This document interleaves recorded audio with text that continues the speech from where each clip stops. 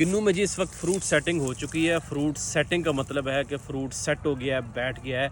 अब हमने क्या करना है कि इसी की न्यूट्रिशन खुराक पूरी करनी है, प्लस इसको हमने गिरने से ही बचाना है। अब किन्नू में केरे की वजूहत हैं। एक तो नेचुरल है, कुदरती है, जैसे हम सुनते आ रहे हैं या हमारे बड़े कहते हैं या एक्सपर्ट्स कहते हैं कि जी ये नेचुरली अपनी कैपेसिटी के मुताबिक किलो रखता है, बाकी गिरा देता है।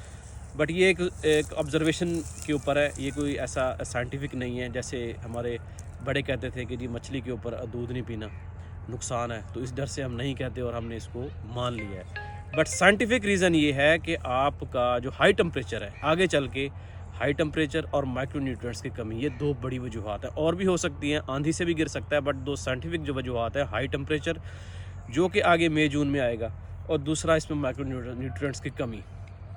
अज्जाए जो है ना हमारे सगीरा, जो छोटे मिकदार में, जैसे मैं स्पेशली जिंक, बोरॉन, मैग्नीशियम, उसकी कमी की वजह से ये गिर सकता है। इस स्टेज पे कम केरा होता है। एक तो टेम्परेचर आजकल आपको पता है कि बहुत बारिशें हो रही है, टेम्परेचर मॉडरेट है, दरमियाना है, बारिशें हो रही है, ठंडा है। नीचे का हमारा साइल का ये पौध ज़मीन है, तो एक नीचे माहौल है और एक ऊपर है। नीचे भी ठंडा है, ऊपर भी, तो कोई केरा नहीं, फल छोटा है, और इसमें भी इसने डंडी इतनी मजबूत है, और ये वज़नी भी इतना नहीं है कि गिर जाए, तो ये ओके है। लेकिन आगे चल के मई जून में टेम्परेचर हाई होता है, पौधा डिहाइड्रेट होता है, हम उसका पानी नहीं पूरा कर पाते, लू चलती है, तो उससे फल गिर जाता है।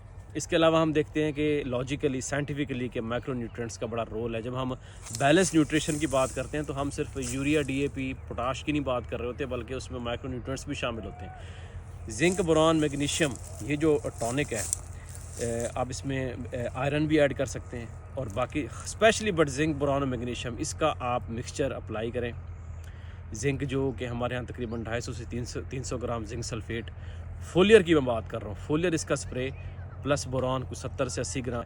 तो ये इसका मिक्सचर जो है बेसिकली ये आप करें, और इसको ये नहीं कि एक बार करके बैठ जाएं, बल्कि इसको 3 से 4 बार करें, आफ्टर एवरी 15 डेज़, हर 15 दिन बाद इसको करें, ताकि इसका जो है ना वो रिज़ल्ट्स हमें अच्छे मिलें।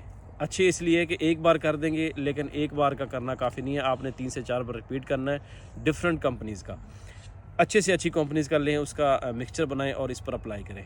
ये एक बात हो गई। आगे चल के ये मई जून में केरा होगा हाई टेम्परेचर से, आगे चल के अगस्त सितंबर में भी केरा होगा। वो केरा मोस्टली फल की मक्खी के डंग की वजह से, उसकी वजह से होगा।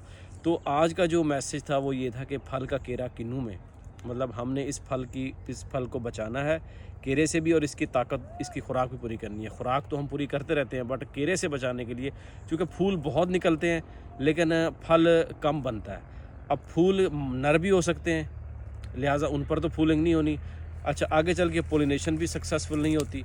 अब जो हो गई है, हमने इसकी केयर करनी है, और अगर हम ये बचा लें, केरा कम कर लें, तो पोलिनेशन बाय नेचर काफ़ी होती है, मतलब नेचुरली काफ़ी होती है। अगर हम इसी को बचा लें तो हम किन्नू की अच्छी से अच्छी प्रोडक्शन हासिल कर सकते हैं। लिहाजा आज मेरे बागबान हज़रात, मेरे पास जो एक थोड़ा बहुत नॉलेज है, मैं ये शेयर करना चाहता हूँ कि आप अपने बाग में सफाई रखें, पानी मेंटेन रखें। आगे चल के स्पेशली जब गर्मी आएगी तो आपने पानी नीचे का जो है ना वत्तर मेंटेन रखना है, पौधे को न्यूट्रिशन देनी है, उसमें हमारी यूरिया, डीएपी, पोटाश और हर तरह से माइक्रोन्यूट्रिएंट्स भी ऐड करने हैं। मतलब ये कि मैक्रो के साथ साथ अजाय कबीरा और सगीरा दोनों को आपने साथ साथ लेके चलना है, ताकि हम अपने किन्नू के बाग की ज़्यादा से ज़्यादा फ़ी एकड़ हम आमदन हासिल